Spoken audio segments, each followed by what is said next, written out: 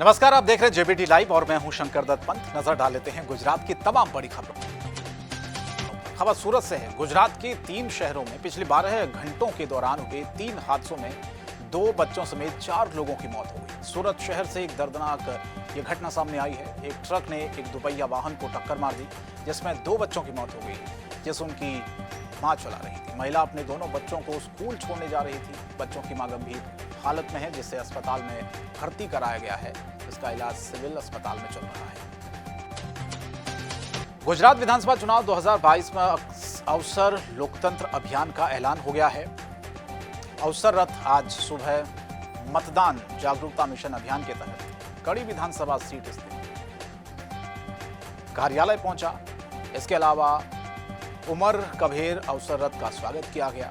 अवसर रथ कड़ी तालुक से 15 से ज्यादा गांवों को फिर मतदान जागरूकता मिशन अभियान के बारे में सूचित कर रहा है, ताकि ज्यादा से ज्यादा लोग अपने मत का इस्तेमाल कर सकें। विधानसभा चुनाव से पहले राजनीतिक माहौल लगातार गुजरात में बढ़ा हुआ है। राजनीतिक दलों के आरोप प्रत्यारोप का सिलसिला भी शुरू है। नेता बढ़ चढ़कर रैलियों में जा रहे हैं, पत्रकारों से भी संपर्क बढ़ा रहे हैं। बीजेपी के राष्ट्रीय प्रवक्ता सुधांशु त्रिवेदी ने कुछ अहम मुद्दों पर प्रेस वार्ता की।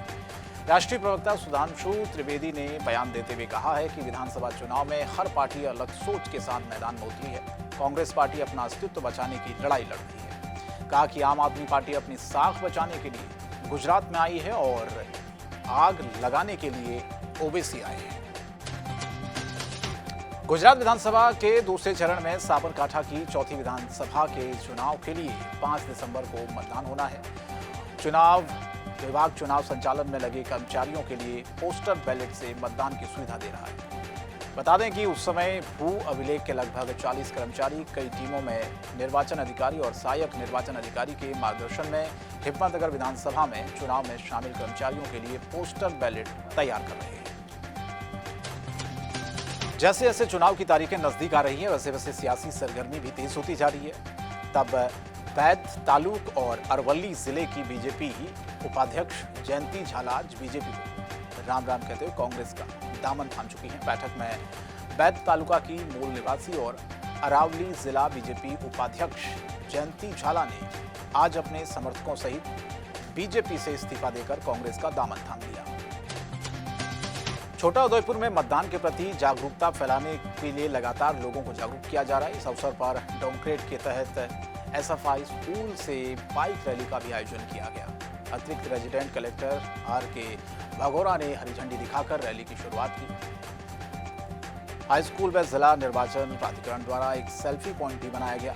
छोटा उदयपुर स्थित एसएफ हाई स्कूल से मतदाता जागरूकता के लिए जिला निर्वाचन प्रणाली द्वारा बाइक रैली का भी आयोजन किया गया था। लोगों को जागरूक किया जा रहा है कि ज्यादा से ज्यादा वो अपने मत का इस्तेमाल करें।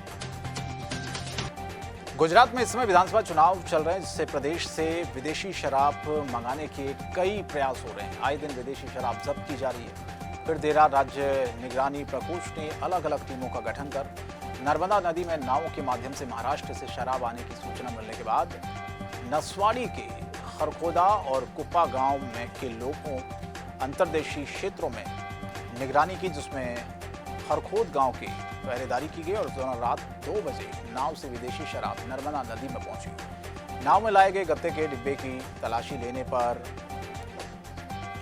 शराब की बोतलें जब्त की गई और 5 लोगों को गिरफ्तार किया गया।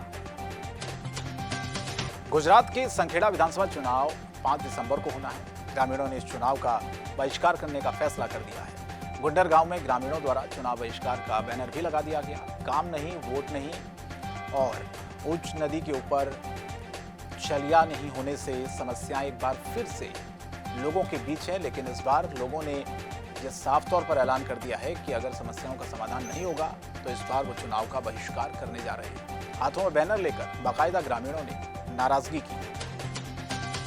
फिलहाल गुजरात की खबरों में इतना ही। जेबीटी लाइव पर खबरें जारी हैं। नमस्कार।